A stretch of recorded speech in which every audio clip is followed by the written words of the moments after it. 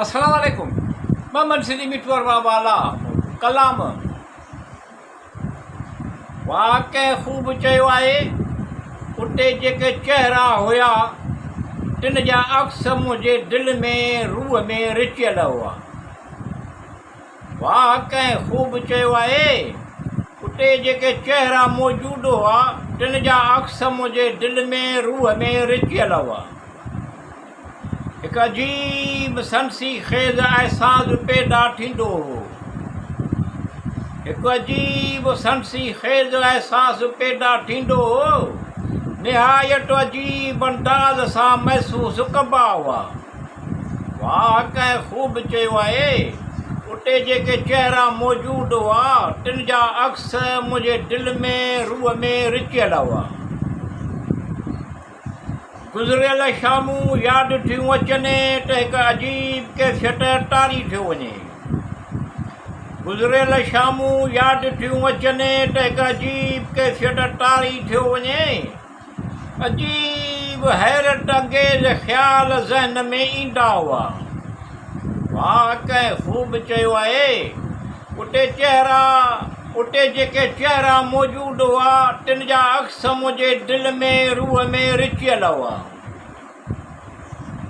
कुझु गाना कलाम ॿुधजनि था त मूंखे वापसि मुंहिंजे बालकपण ऐं जवानीअ जे ॾींहंनि में ॼण वठियो वञनि।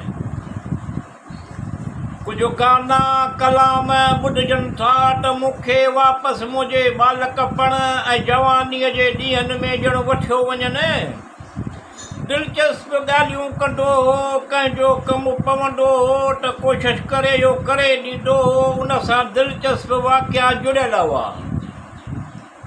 वाक़ई ख़ूब चयो आहे। उते जेके चेहरा मौजूदु हुआ तिन जा अक्स मुंहिंजे दिलि में रूह में रिचियल हुआ। दिलचस्पी ऐं तजस सॼे अनसर खे बेशक मुतमइन करे थो वक़्तु गुज़ारीअ जो ज़रियो आहे।